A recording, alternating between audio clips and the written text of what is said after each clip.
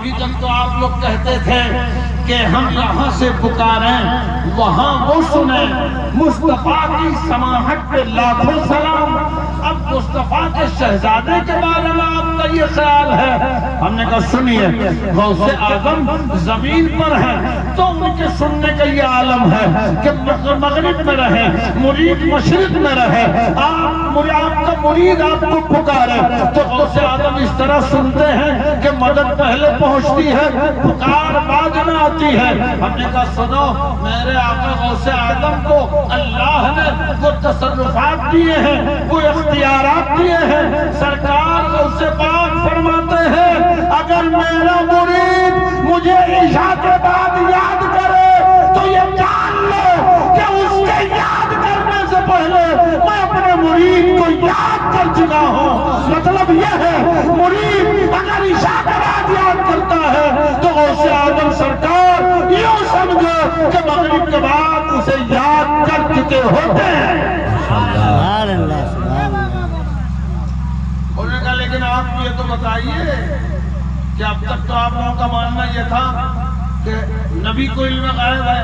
ہم نے کہا الحمدللہ نبی نہیں، ہم نے تو یہاں تک کہا اس علاقے میں کہ نبی تو نبی ہے، میرے مصطفیٰ جس جانور پہ بیٹھ جائے نا اللہ اس جانور کو بھی غیب کا علم دے دیتا ہے۔ آپ کہیں گے وہ کیسے؟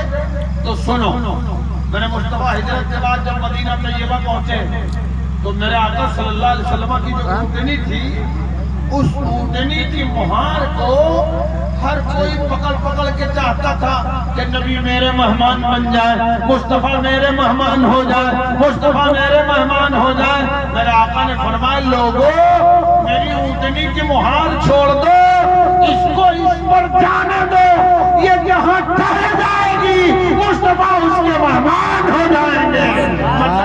مطلب یہ ہے کہ اونٹنی کو پتا تھا، تبھی تو تمام صحابہ کا گھر پڑا، تمام جانشانوں کا گھر پڑا۔ اونٹنی چلتی رہی، چل رہی ہے سیدھا، چلی جا رہی ہے، مڑتی ہے چلی جا رہی ہے، پھر بائیں مڑتی ہے چلی جا رہی ہے، چل رہی ہے۔ چلتے چلتے جب اونٹنی کے سامنے ابو ایوب انصاری کا گھر آیا تو اونٹنی ٹھہر گئی۔ ارے مصطفیٰ تو مصطفیٰ ہے، نبی جس جانور پہ بیٹھ جائے اللہ اسے بھی غیب عطا کر دیتا ہے۔ سرکار غوث اعظم رضی اللہ تعالیٰ عنہ کے تعلق سے میں نے اس آدمی سے پوچھا، ہم نے کہا یہ بتاؤ غوث اعظم کو ولی مانتے ہو؟ ہاں۔ ہم نے کہا سنو، غوث اعظم کے سننے کی بات جو تم نے کی ہے وہ دیکھو، 4 سال کی عمر پاک ہے غوث اعظم۔ کتنے سال کی؟ ہم لوگ پوچھ کے بول دو 4۔ یہ لوگ بولے نہ بولے، یہ تو بولتے ہی رہتے ہیں، ان پر آپ مت چاہیے، یہ بولتے ہیں۔ اچھا ہو سکتا ہے ہم علاقے کے ہیں اس لیے نہیں بول رہے، ابھی باہر کے لوگ آئیں گے تب تو بولیں گے، ان کو تو بولنا ہے۔ اچھا نہ بولنا ہے، یہ ہو سکتا ہے ایک بارگی بولنے کے موڈ میں نہ ہو، یہ فردن بولیں گے۔ جیسے میں آپ کے بیچ آ گیا، سرکار غوث اعظم رضی اللہ تعالیٰ عنہ کی عمر پاک کتنے سال کی ہے؟ 4 سال۔ غوث اعظم سرکار اپنے دروازے پر بیٹھے ہیں، ایک فقیر کا گزر ہوتا ہے، فقیر نے سلام کیا، السلام علیکم یا شیخ عبد القادر جیلانی۔ سرکار غوث پاک نے جواب دیا، میں نے ابھی تقریر سے قبل 1 بار سلام کیا، آپ نے 1 بار جواب دے دیا، بہت تیرے تو ایسے فرق گئے ہونے کو چھوڑ آیا، چپ چاپ بیٹھو اپنے آرام سے۔ اگر سب جواب دیتے تو میں سنتا نہیں۔ سرکار غوث اعظم نے جواب کیا، فقیر نے سلام کیا، السلام علیکم۔ آج کا آدمی سلام کرتا ہے، ایک مرتبہ جواب دیا جاتا ہے، اب کوئی آدمی کھڑا ہو جائے، اب تک اگر جواب دیتا تب حاجی عبد اللہ صاحب کہتے ہیں اس کو باہر کرو، نیند کی دوا کھلا کے بلا دو، دماغ کام نہیں کر رہا اس کا۔ قاری صاحب نے ایک بار کہا السلام علیکم، یہ جواب کے لیے کھڑا ہوگا تو جواب ہی دے رہا ہے۔ سرکار غوث اعظم نے ان کے سلام کا جواب 2 مرتبہ دیا، وعلیکم السلام ورحمۃ اللہ، وعلیکم السلام ورحمۃ اللہ۔ 2 مرتبہ جواب سن کے فقیر چلا تو تھا لیکن پلٹ آیا۔ آنے کے بعد فقیر نے کہا اے عبد القادر، میں نے آپ سے سلام 1 مرتبہ کیا، آپ نے میرے سلام کا جواب 2 مرتبہ دیا، مطلب کچھ نہیں.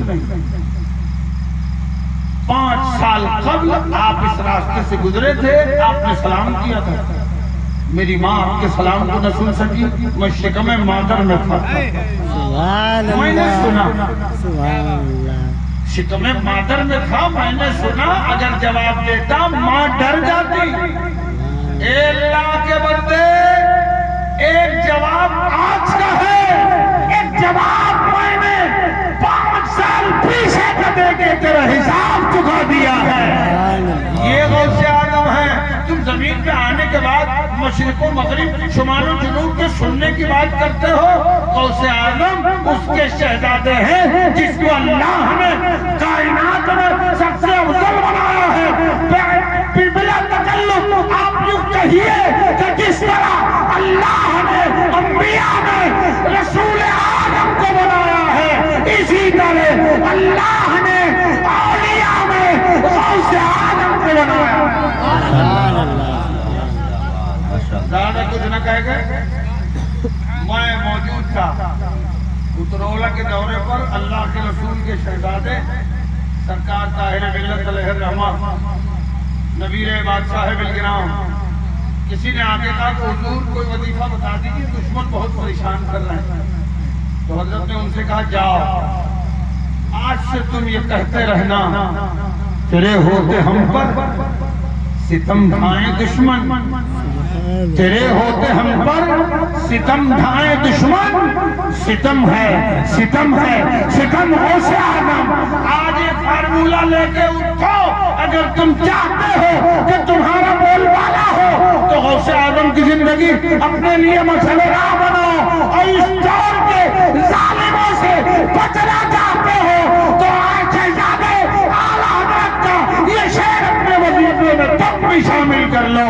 تیرے ہوتے ہم پر ستم ڈھائیں دشمن, ستم ہے, ستم ہے, ستم غوث.